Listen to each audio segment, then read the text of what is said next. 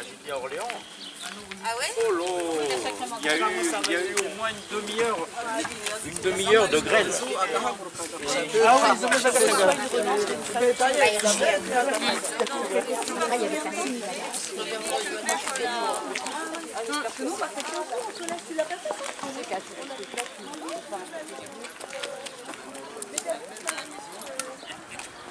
Ah là là. Bah, des fois, on a des problèmes avec les chiens. Nous, on a déjà eu au club un chien qui s'est mis en travers. La mettre Moi, je vais déjà la faire. Mais moi, je vais écrire genre, ça ne correspond pas. Je sais relativiser les bah, c'est déjà que ouais, c'est bon. Mais quand après ça tombe, que ça tombe. Venez après toi. J'ai une. Cameron. Je suis pas sûre qu'il y retourne. Viens là, si, c'est beau. Regarde. Non, mais il ira plus là. Si, il veut retourner. Je te dis, attache-le, t'es têtu. Mais non, arrête. Vu comme il a eu du mal à sortir, je pense qu'il ne retournera pas. Allez, viens. Il y a un vrai scandale de l'agro-industrie. Ça filme, ça filme, ça filme, ça filme. J'en ai eu deux, puis après il y en a une qui a été mangée par le renard. Ah oui? Il faut avoir un peu de chance avec soi. Bonjour messieurs.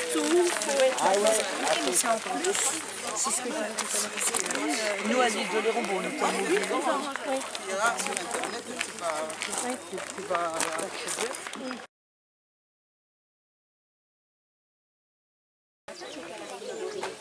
On va démarrer.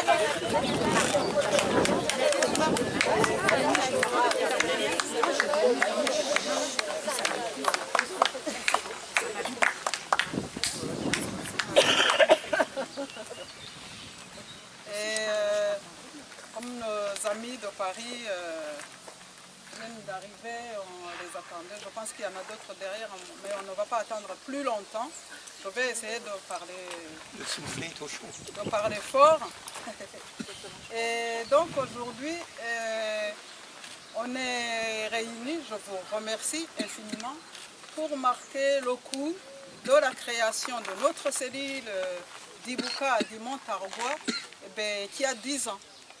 Ça fait la 10e année. Et en plus de 10 ans, c'est comme tous les ans l'anniversaire de la mise en place de ce monument pour la mémoire du génocide des Tutsis, la mémoire des nôtres,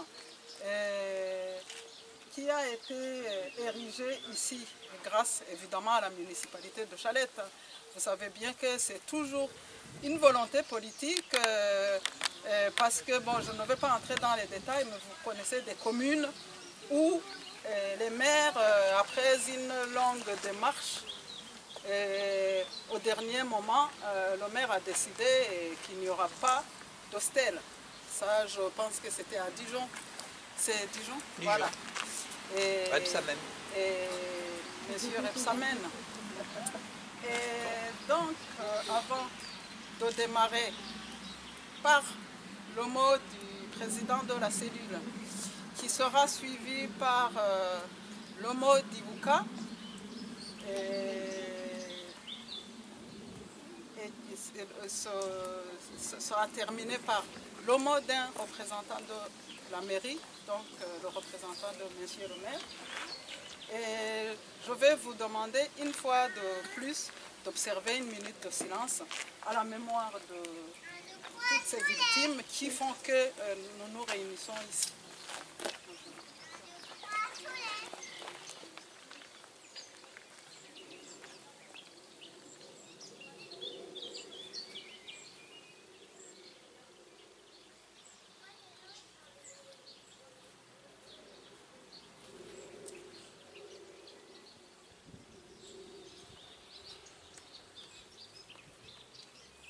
Je vous remercie.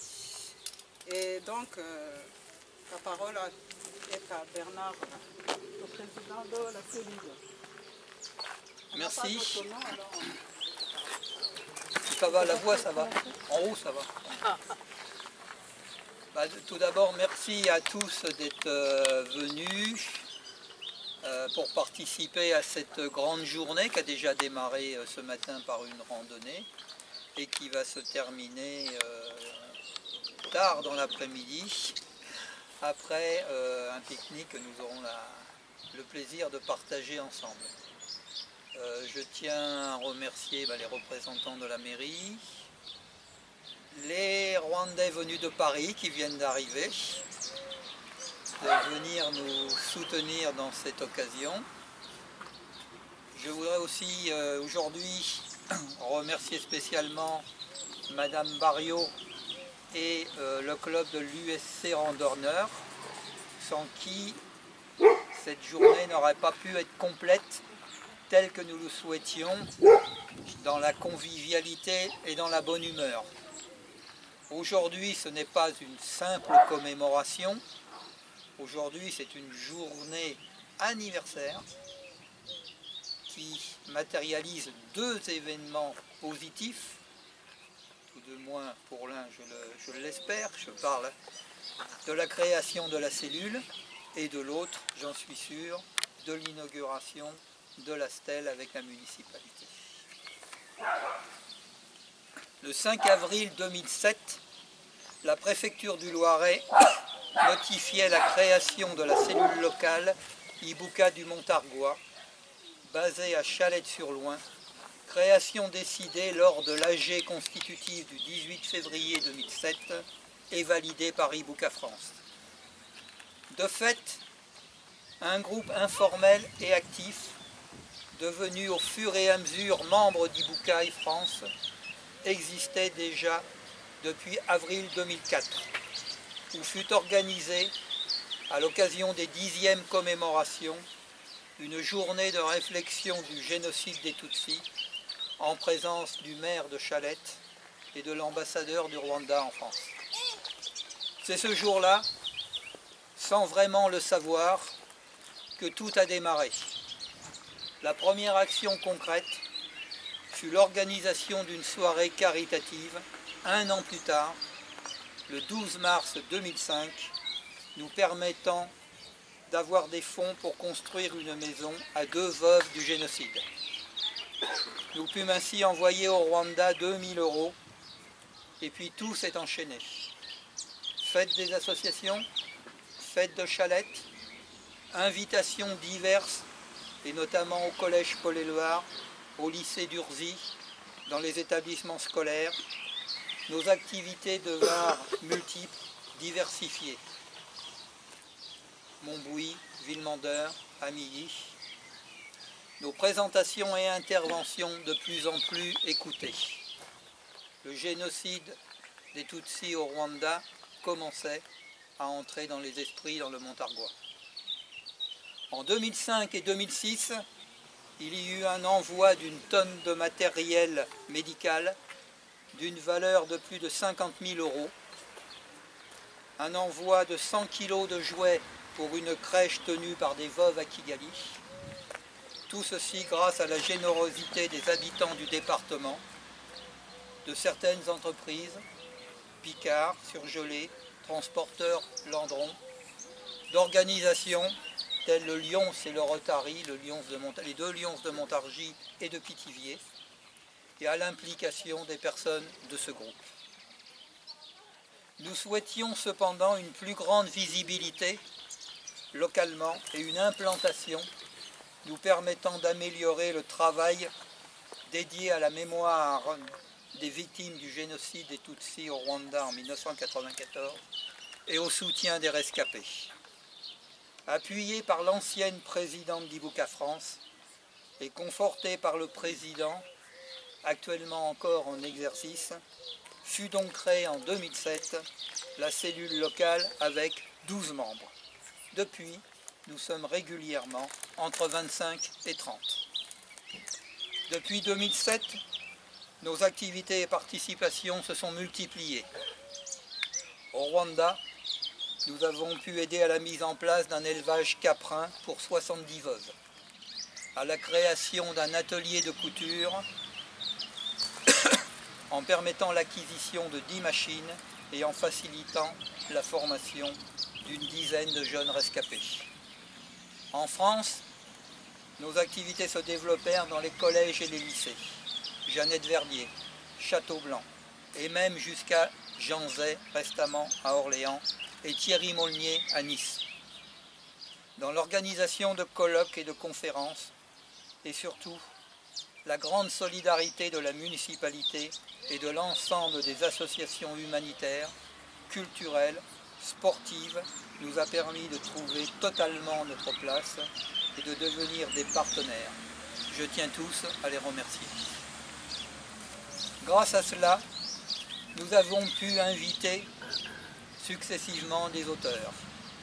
Yolande Mukagansana pour N'aie pas peur de savoir, Marcel Kabanda pour les médias du génocide, puis Rwanda, racisme et génocide, Laure de Vulpian pour Silence turquoise, Adélaïde Mukantabana pour L'innommable, Élise Moussandira pour le livre d'Élise, Jean-François Dupaquier pour l'agenda du génocide, Patrick de Saint-Exupéry pour la fantaisie des dieux, François Graner pour le sabre et la machette, Bruce Clark pour les fantômes de la mer et l'exposition L'homme debout, Hélène Dumas pour un génocide au village, Gaël Faye pour Petit pays. Et nous avons eu la présence, il y a 3 ans, de Révérien Rugangwa pour Génocider.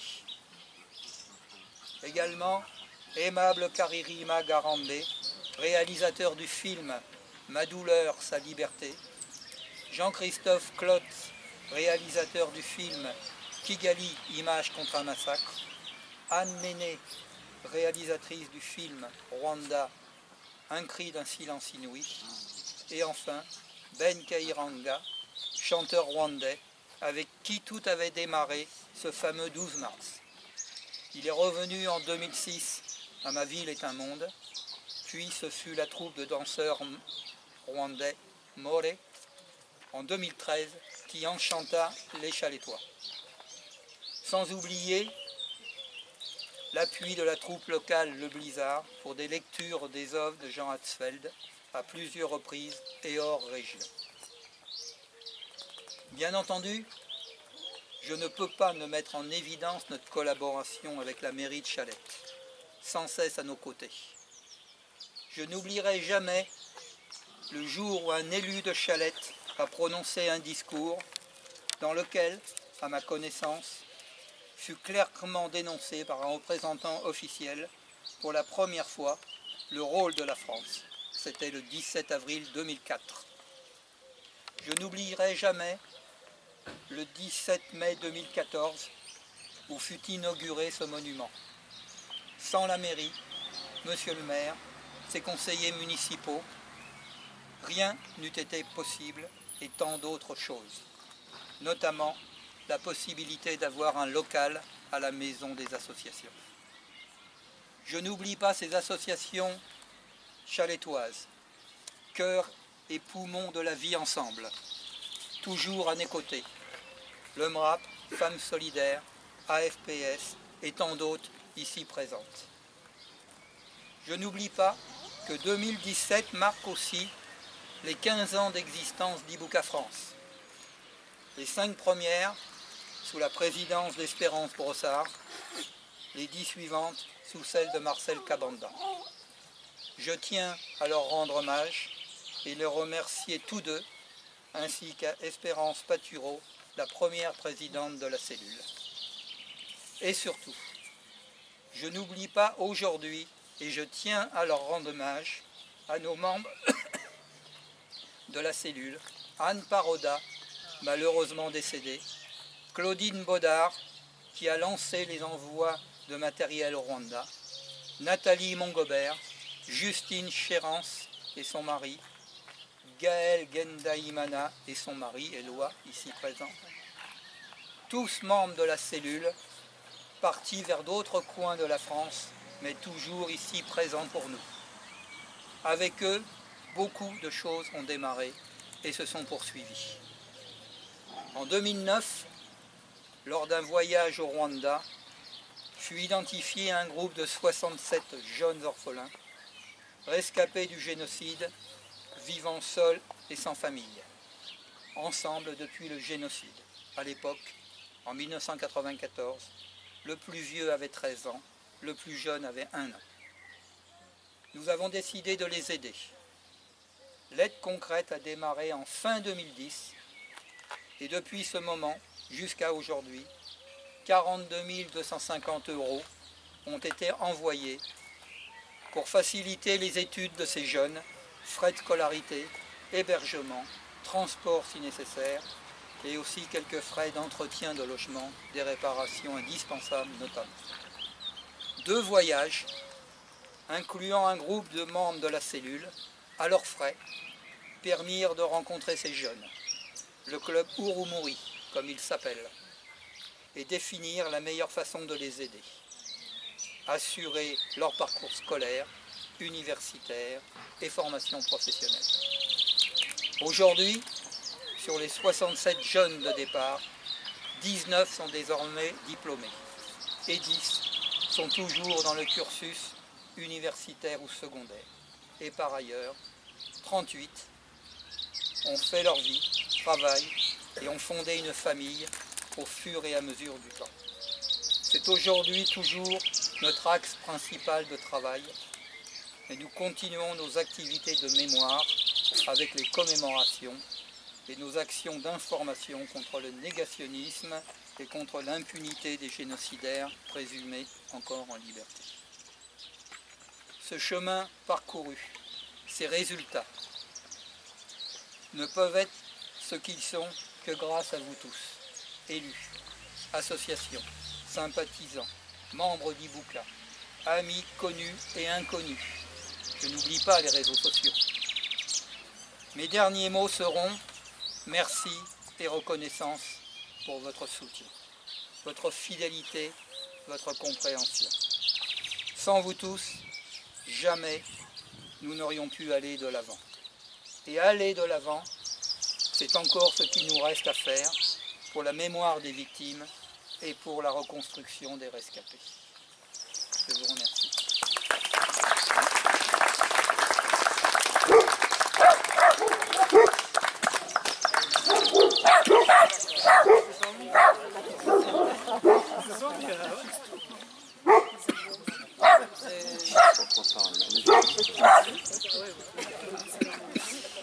Merci beaucoup Bernard d'avoir très bien retracé toutes les actions menées par la cellule. On n'oublie pas les dons des vaches qui ont eu lieu récemment. Bon, Marguerite, si on n'en avait pas parlé, je pense qu'on aurait eu des amis. Voilà, donc c'est dit. Et là, je prends la parole pour Ibuka National. Et Marcel Kawanda ne pouvant pas être présent aujourd'hui. Donc, il vous prie de l'excuser.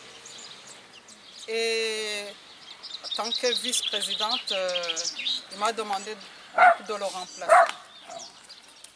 Il a l'habitude de dire que la cellule de Chalette, la cellule du Montargois, qu'il aimerait que tous les Ibuka en France, toutes les actions, soient à l'image des actions que nous menons ici sur place. Là, c'est Marcel Kawanda qui parle, ce n'est pas moi. Hein. Vous l'aurez compris. Et j'ai un message particulier aussi à vous transmettre de la part de Espérance Brossard. Vous savez tous que c'est elle qui a créé Ibuka France avec tout un collectif, mais l'idée au départ lui appartenait. Et elle est venue ici à plusieurs reprises à notre démarrage et les Chalettois la connaissent bien. Donc elle m'a transmis un message de remerciement, de reconnaissance. Et si ça n'avait pas été le travail, et elle aurait été avec nous aujourd'hui. Donc, elle remercie les membres de la cellule et tous les amis, la municipalité qui ont permis que nous soyons ce que nous sommes aujourd'hui.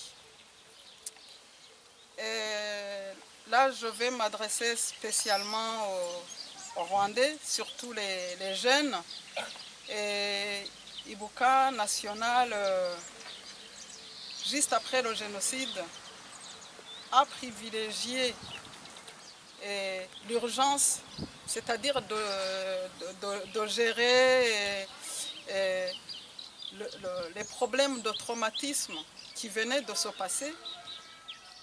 Et aujourd'hui, les jeunes qui n'avaient qu'1 an, 2 ans, 3 ans, nous disent on aimerait connaître notre histoire. Parce que ces jeunes ne savent pas la vie qu'a pu mener leurs parents. Donc, je voulais vous dire qu'on vous a compris. Et en plus, ça tombe bien, comme notre président Marcel Kawanda, vous le savez, il est historien. Donc, il a participé à beaucoup de travaux concernant le génocide, et des travaux universitaires au niveau de l'éducation nationale. Et il pourra répondre. On va entrer dans la période d'organisation de colloques et pour commencer à vraiment vous parler et vous expliquer l'histoire du Rwanda. J'appelle nos amis aussi pour pouvoir encore mieux nous comprendre, de participer à ces colloques qui seront mais vraiment explicatifs et où on saura, on ne peut pas vraiment le localiser, mais les origines qui ont mené jusqu'au génocide. Et donc notre président Marcel Kawanda n'est pas seulement historien, il a vécu aussi cette histoire. Donc d'où un plus par rapport aux autres historiens qui n'ont fait que des recherches par rapport aux livres que des fois ils ont lus et d'autres travaux qu'ils ont fait. Mais lui, l'histoire que vous avez envie de connaître, qu'on s'était bien gardé de vous la donner tant que vous n'en faisiez pas la demande, eh bien, on va entrer dans un processus où on répond vraiment aux questions. On a attendu que vous nous posiez ces questions-là. Maintenant qu'elles sont posées, on va donner une réponse. Donc, la journée d'aujourd'hui, c'est une journée de joie. Même si on ne peut pas oublier, les rescapés le savent bien, c'est à tout moment, tous les jours. Ce n'est pas seulement le 7 avril ou quand on inaugure un monument, ils vivent avec. Mais aujourd'hui, on vient célébrer l'amitié, on vient célébrer l'espoir, parce qu'il y a 23 ans, on n'aurait jamais imaginé que dans ce pays, qui a une grande responsabilité dans ce qui nous est arrivé, on aurait pu trouver autant d'amis pour nous accompagner jusqu'à ériger dans des espaces publics des monuments qui montrent qu'il y a une reconnaissance. Donc on se reconstruit et on avance. Et c'est ce message d'espoir que le président de l'association a voulu vous transmettre et avec les remerciements de tous ceux qui nous ont accompagnés jusque-là. Je vous remercie à titre personnel parce que votre amitié à tous n'a pas de prix en fait.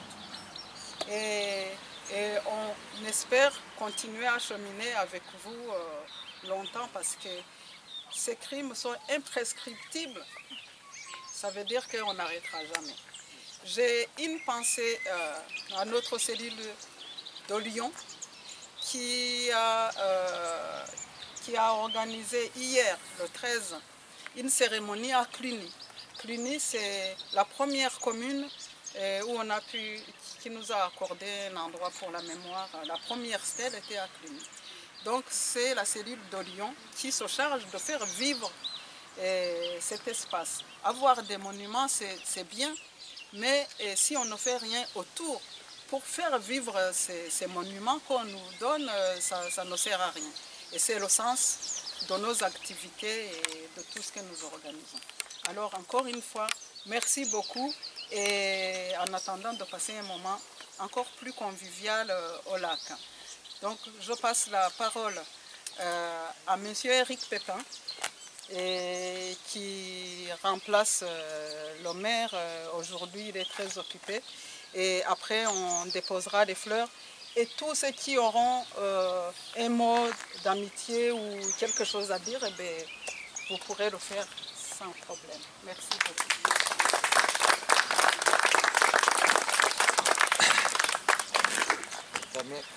Merci de votre présence ce matin. Bon, Espérance vient d'évoquer un certain nombre d'éléments, Bernard précédemment. Donc, tout d'abord, je souhaitais excuser Monsieur le maire qui ne pouvait pas être présent ce matin, de saluer les élus qui représentent la municipalité, également les différents représentants et représentantes des associations qui œuvrent régulièrement sur notre commune et sur l'agglomération, et puis également nos amis de la région parisienne qui ont fait un effort important pour venir témoigner à la fois un message, je crois, d'espoir et du travail accompli. Alors il est vrai que Bernard l'a rappelé dans son propos, il y a 10 ans, nous a été proposé donc la création de cette association, nous a été présenté, je dirais, les différents axes, et notamment ce devoir de mémoire qui il nous a semblé important, puisque Chalette, plusieurs caractéristiques. À la fois, nous avons adhéré il y a déjà fort longtemps à une association qui œuvre au quotidien pour la paix dans le monde. Également, Chalette, ville multiculturelle, comme vous êtes, je pense, un certain nombre à le savoir. Et puis, je crois que Chalette est également une terre riche d'humanité. Donc il y a, depuis un certain nombre d'années, une habitude de travail, de collaboration avec toutes ces associations qui œuvrent très régulièrement dans ce domaine. Donc oui, bien sûr, rapidement, la ville a apporté son soutien à Ibuka lors de sa création. Et il est important, 10 ans après, de se rappeler. Et moi je suis impressionné, parce que même pour avoir participé à un certain nombre d'initiatives, on a des fois tendance à oublier.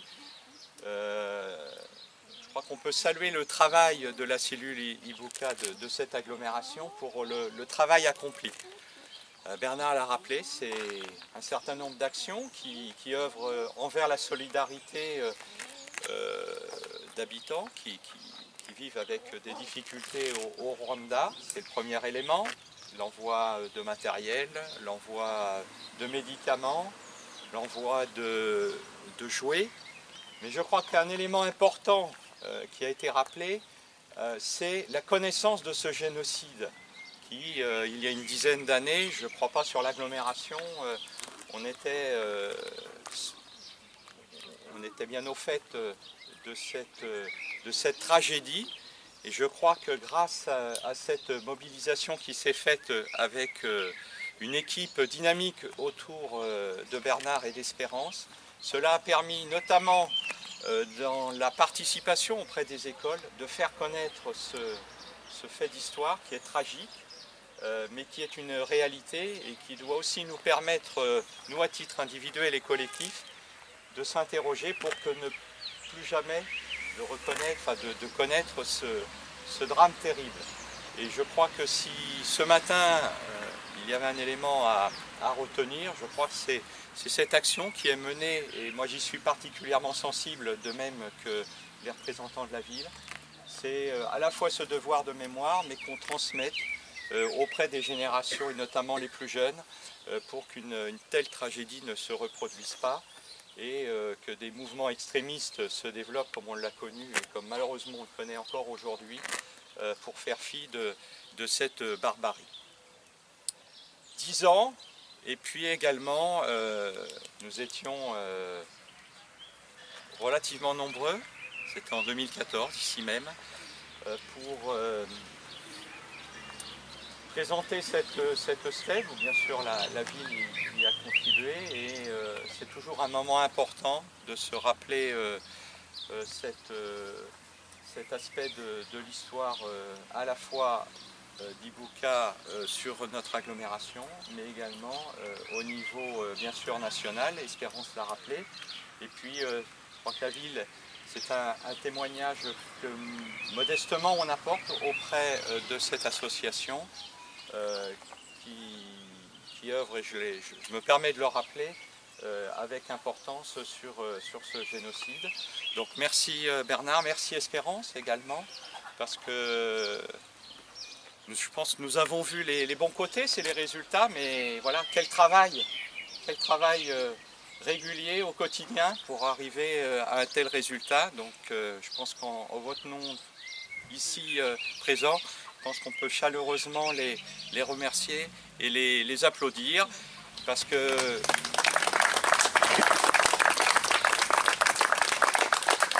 tout ce qu'on peut vous souhaiter, c'est encore de très très longues années, bien sûr avec autant de dynamisme, de renouvellement aussi, parce qu'il y a eu un appel, je pense, d'espérance, on souhaite qu'il soit entendu, et je crois que toute l'action que vous menez va permettre, et je le souhaite de tout cœur, et nous le souhaitons également, qu'une transition aussi puisse s'effectuer de façon à perpétrer ce devoir de mémoire qui est important pour, bien sûr, pour Chalette, pour ses habitants, mais également pour l'ensemble des ressortissants. Voilà, encore merci.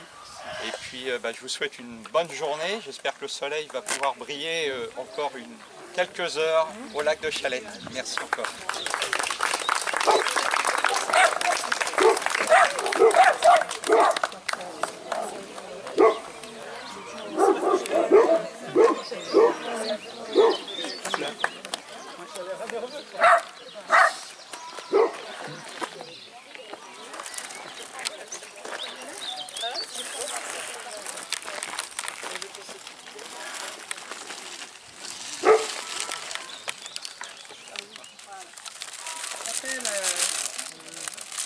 Elisabeth et Isabelle.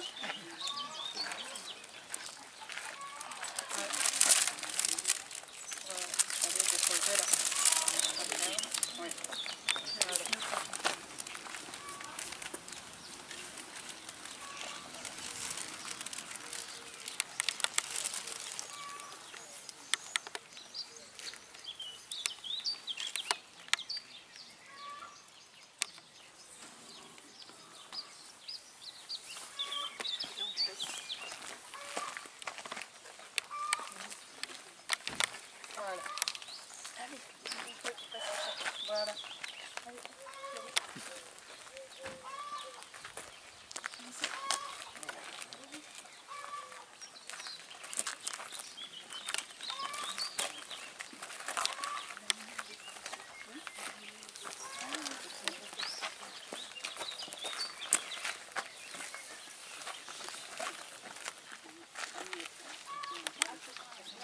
Elles sont attachées.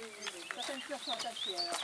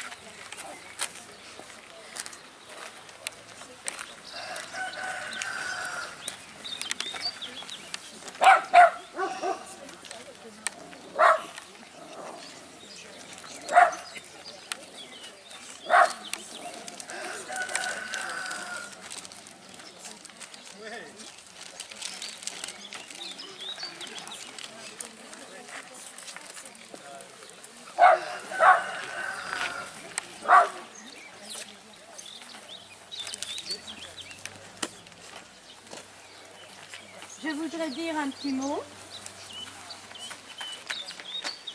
C'est qu'il faudrait que les génocidaires soient punis. Parce qu'il y en a encore qui courent. Je sais qu'il y a des tribunaux, mais ça n'avance pas vite. Alors vraiment, je souhaite de tout mon cœur qu'il y ait une justice et que les génocidaires qui ont tué tant de Tutsis soient vraiment punis.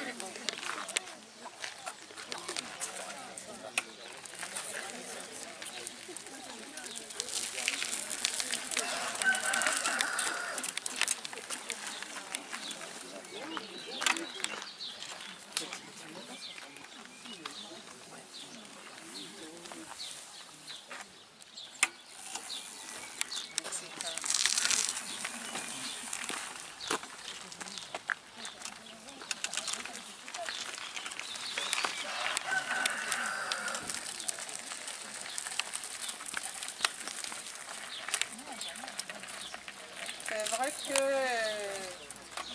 ce que vient de dire Huguette, elle a raison parce que même ici en France, il y a beaucoup de responsables de génocidaires. Ce ne sont pas des génocidaires ordinaires qui se trouvent en France. Ce sont des responsables, les cerveaux, ceux qui ont imaginé et planifié le génocide qui s'y trouvent. Et on peine vraiment à les traduire en justice. Aujourd'hui, il n'y a eu que 3 procès. Et depuis 23 ans, ce n'est pas normal. Alors, s'il y a d'autres personnes qui veulent dire quelque chose, c'est le moment. Parce qu'après, on se rendra au lac pour le pique-nique. Allez-y, les...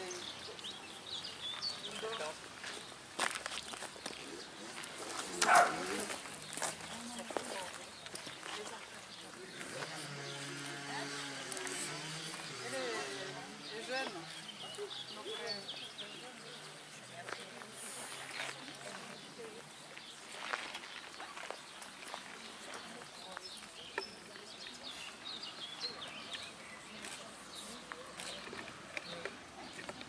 Bon. Et tout à l'heure, avant de partir en randonnée, on avait pris une photo au départ. Là, on va clôturer par une. Voilà. On s'est multiplié. Des fleurs par Avec les fleurs. Avec les... Voilà, c'est ça. Donc, je vous invite à... Voilà.